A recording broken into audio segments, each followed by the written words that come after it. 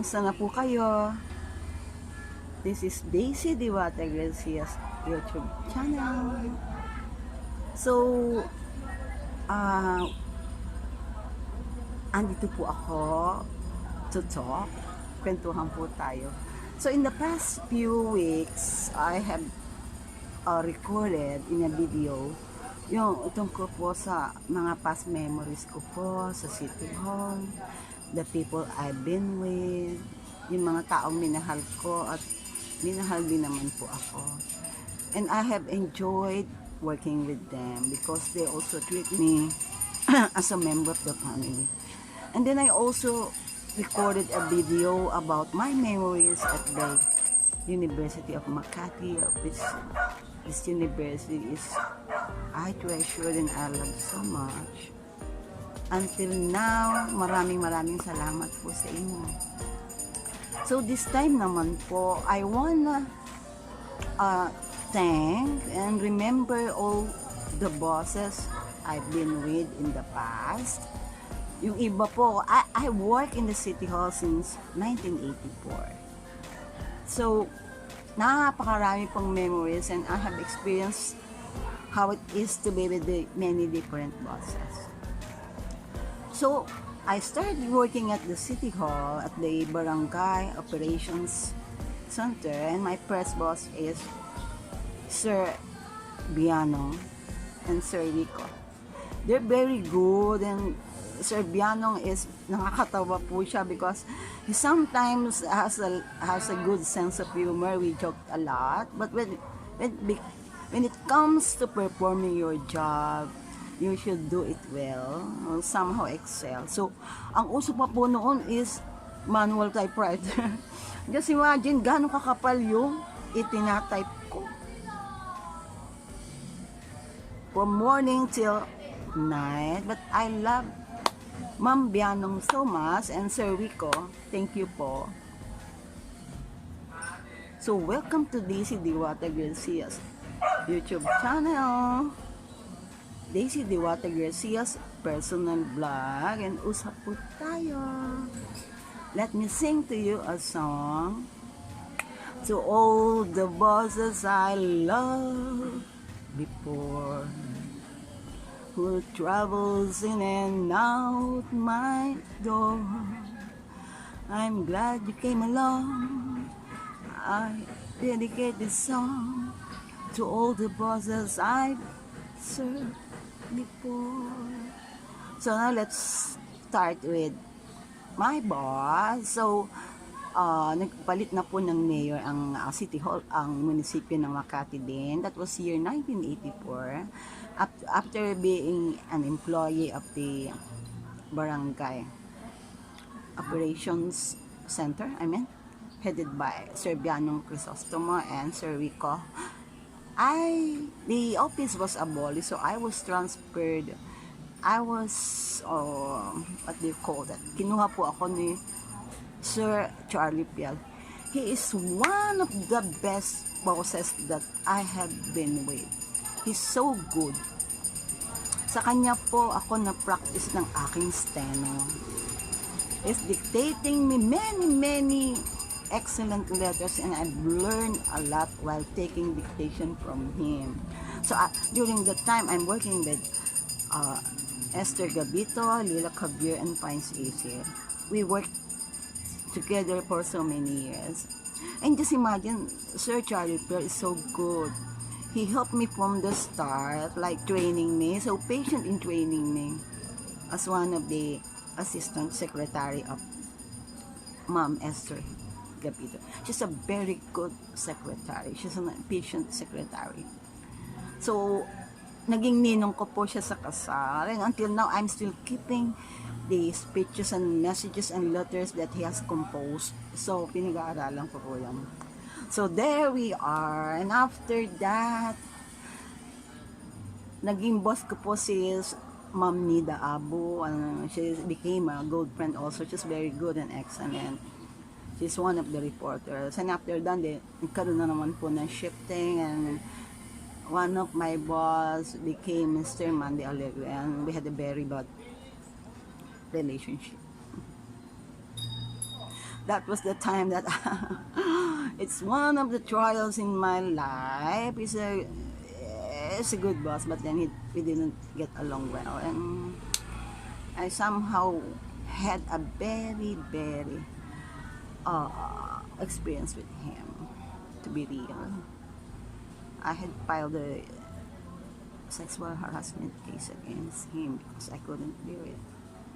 So doon na po nagkaroon ako ng mga problems and issues.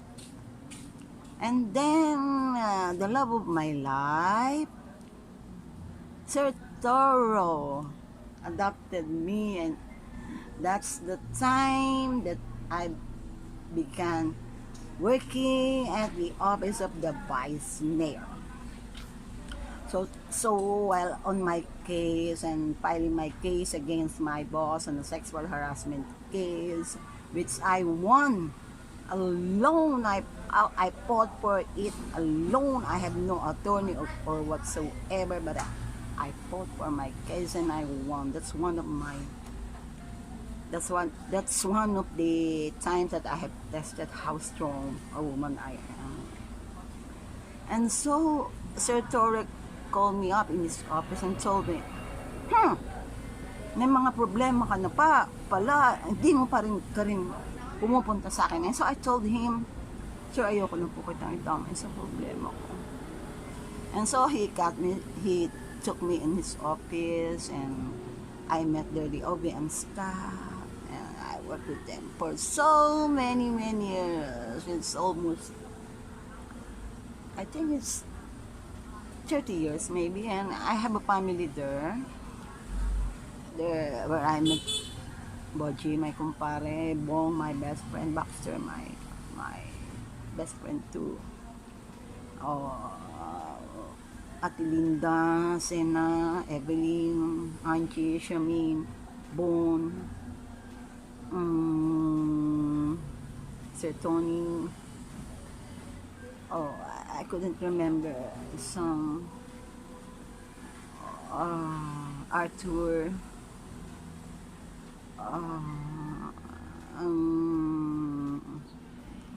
I couldn't remember the rest. Malilimutin na po ako.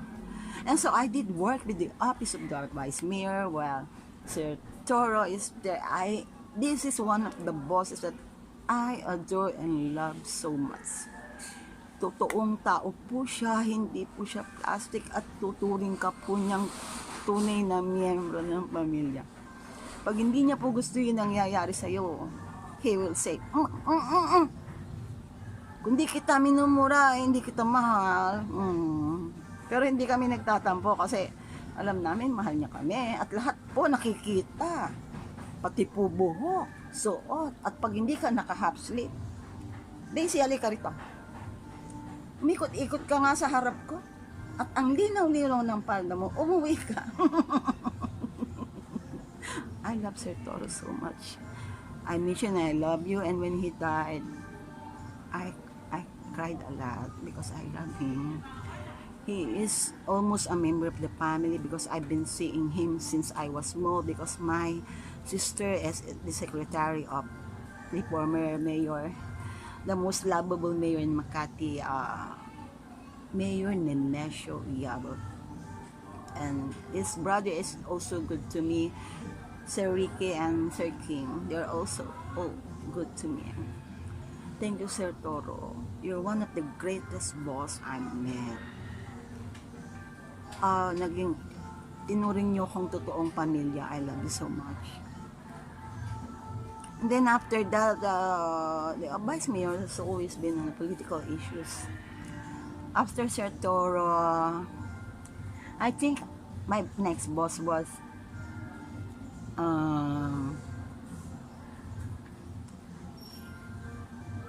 Vice Mayor Johnny Wilson.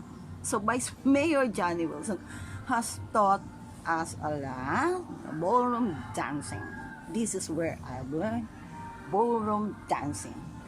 I love to dance the ballroom. He's a very happy person and is very talented in dancing, and I enjoy being his one of his employees. And so I'm still with the OBM staff. That's all year through. And then after Sir Wilson, I also, Sir Bong DAZA is also has been my boss, but only for a short while. He's a very kind person, true to earth. And so after that, I also met one of the handsomest and the most kindest Vice Mayor of Makati, Sir Edo Manzano. You are one of a kind. I love you because you are down to earth. Alam niyo po ba na siya yung boss na katabi mo siya habang nag-work ka sa office, katabi mo siya habang nagkakatuwaan kayo. At napaka-cool po niyang person. And as an employee, paglalaban ka po niya. He will defend you, hindi ka po niya pababayaan. At napakasaya po niyang kausap. At ang saya-saya po namin pag magkakasama. Madalas niya po kaming isamang mag-outing. Sir Edo Manzano, I miss you. So after who said Senator Vice Mayor Edo Manzano, the handsomest boss, I then met my boss. The next boss is Sir Vice Mayor Ernesto Mercado, who is also very kind at napakabait na tao at binibigay niya po yung mga gusto namin. Like po, ang hindi ko po malilimutan, yung pong pumupunta po kami sa resort niya, tapos ang sarap-sarap po, makain kami ng fresh fish, may outing kami, and then one of the most thing that I couldn't forget is nung binigyan niya po kami ng bonus to go to Puerto Galera, and I did relax so much with the OBM staff. Thank you, Vice Mayor Mercado. Maraming salamat. So eto na po tayo, nasa Office of the Vice Mayor pa rin po ako. And then after that, naging boss ko na po ang aking pinaka-favoritong boss. Bali sa president po siya ng Liga ng Barangay noon. And then naging vice mayor po siya. Now Congressman Kit Romulo Kit Peña. I salute you, sir. He is one of my favorite boss because he is very humble and a workaholic. Siya po yung boss na pwede mo po siyang kausapin kung may problema ka. At saka, napaka-humble po na boss na pwede mo po siyang kausapin on phone, pwede kang mag-chat. And napakasipag po niya na halos minsan parang tingin ko hindi na nga siya kumakain ng lunch sa sobrang pagtrabaho. At saka, napaka-mapagmahal niya po sa tao. He's a very kind person na until now yung pagiging loyal ko. When you mention the name Kit, the first thing that will come to your mind is service. He is a very kind person. And he taught us how to be humble. He's a very simple person na pag gusto mo po siyang kausapin, he's very accessible. You can talk to him anytime and very thoughtful. So ako po kasi, pag minahal ko yung boss, lifetime na po yun. You can never sway my mind because pag gusto ko po yung tao and I believe in him, the loyalty will forever be there. So one time, one mayor has asked me, why do you still stick with your word na ikaw ay yabot? And I told him, kasi po, ang mga yabot po, mula pa po nung maliit kami, ay tinutulungan na po kami, hanggang sa lumaki po kami. And this, ako po ay marunong tumanaw ng utang na loob. That's me. Kay Sir Kid po, hanggang ngayon, my admiration is with you. And I'm so happy na when he became a mayor, kinuha niya po ako sa office niya. And I have served him somehow. Nakita ko po kung paano yung ganda ng samahan nila sa Office of the Mayor and gano'n siya kasipag at kabait. Kung pwede lang pong mag-serve pa sa City Hall na siya po ang boss ko, I will do that. So, sa lahat po ng naging boss ko, I will remember you always. I will always be thankful sa lahat po ng natutunan ko po sa inyo. Sa inyo po, Congressman Kit, maraming salamat. Until now, I appreciate all the things that you did for me. So, ganun po, nagkaroon po ng, eto na po tayo. To all the bosses I loved before, who travels in and out my door, I'm glad you came along. I dedicate the song to all the bosses I've served before. I admire you. So, eto na po. So, nagkaroon na naman po ng political issues, and then I was transferred to the UMA. At dito po ay nakilala ko po si Ma'am Sheila Villanueva. Naging boss ko po siya sa HRMO for 2 years. Napakagaling po niya at cool po siya. Kung magbatian po kami, ganon. Cool po siya at saka ang sarap-sarap po niya kasama at kausap.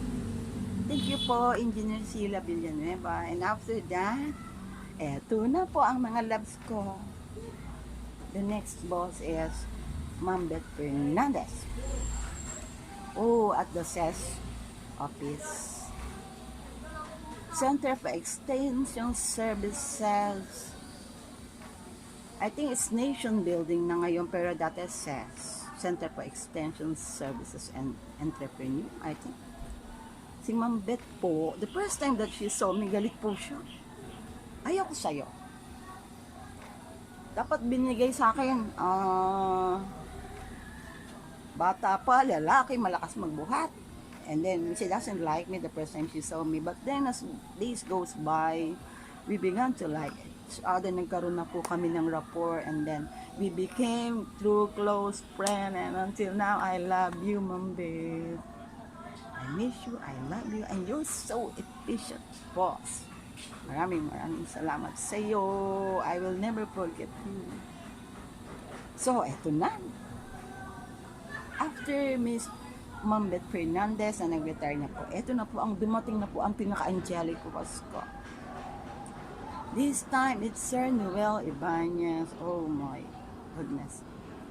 Ang galing-galing po na boss nito. Akala ko po hindi ko po kakayanin. Kasi po the first time that I saw him, masyado po siyang seryoso. Talaga namang, akala ko pare, hindi ako makangiti. Ang laking tao. But as days goes by, napakagaling po niya. Ang gaganda po ng projects niya. Nakita ko po kung gaano po siya kagaling at ka-professional sa trabaho. He has his own style, na meron siyang sariling style, na although hindi ako masyado makakasap, naiintindihan niya pa ako, at saka matyaga din po siyang turuan ako. And as days goes by, yung kung gaano siya ka-serious, nahawa na po siya sa akin. Ang lakas ko makahawa. Naging makulit na rin yung boss ko. Minsan naggaganyanan kami, hambulan kami. I miss you, Sir Noel, and I love you.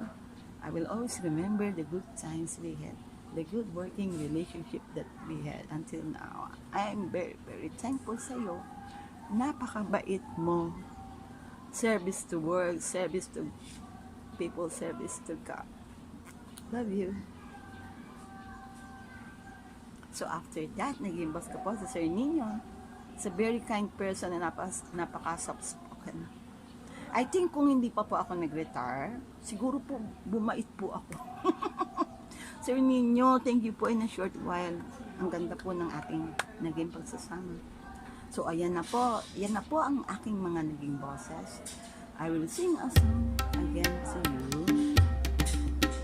Thank you.